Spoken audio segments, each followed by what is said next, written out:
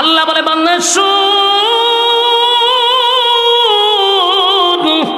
আসমান আমি তোর মাথার উপরে একটা দুইটা নয় রে, 6টা আসমান ঝুলায়া রাখছি আমি। এক একটা আসমান বানাইছি আমি আল্লাহ নূর দিয়া, কোন আসমান বানাইছি স্বর্ণ দিয়া, কোন আসমান বানাইছি হীরা মণি মুক্তা দিয়া। এরকম ভাবে আসমান সাজাইছে, যেদিন ইসরাফিলের সিংহায় ফুঁক দিবে রে, আসমান থেকে সূর্যটা ভেঙ্গে ভেঙ্গে টুকরা টুকরা হয়ে জমিনে পড়বে। জানো নি সূর্য কত বড়? এখন তো আমরা এখান থেকে তাকায়া দেখি সূর্যটা একটা প্লেটের মতো দেখা যায় গো। না না, এখনকার বিজ্ঞান বলে এই সূর্যটা এই পৃথিবীর থেকে 13 লক্ষ গুণ বড়। সুবহানাল্লাহ কি বাড়ি দিয়া কইবে? এই বিজ্ঞান বলে এই পৃথিবীর থেকে 13 লক্ষ গুণ বড় সূর্য, আর এর দূরত্ব হলো 9 কোটি 30 লক্ষ মাইল দূরত্ব। সুবহানাল্লাহ।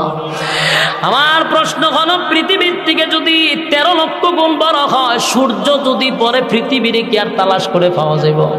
কথা হয় না, কারণ এটা তো পৃথিবীর থেকে 1-2 গুণ বড় নয়, 13 লক্ষ গুণ বড়। পৃথিবীর উপরে পড়লে পৃথিবী নাই, গায়েব হয়ে যাবো গা। এরপরে সূর্যের থেকে কোটি কোটি গুণ বড় তারকা, তারকার সংখ্যা কত আল্লাহ ছাড়া কেউ জানে না। এই তারকাগুলি ছুটে ছুটে জমিনে পড়বে, জমিন তো শেষ, তছনছ হয়ে যাবে। সাগরের পানির মধ্যে আগুন ধরে যাবে।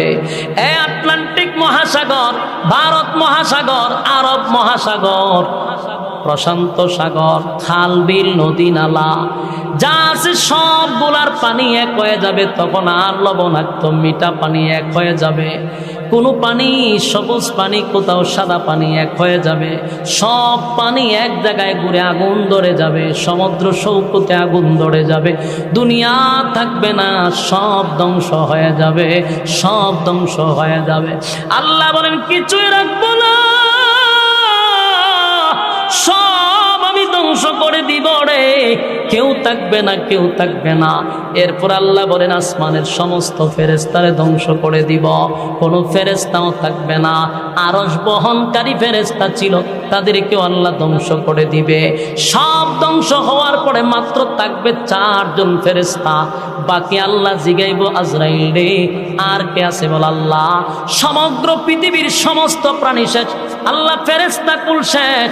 এখন আমরা 4 জন আছি, আর আপনি চিরঞ্জীব, আপনি আর আমরা 60 জন ছাড়া।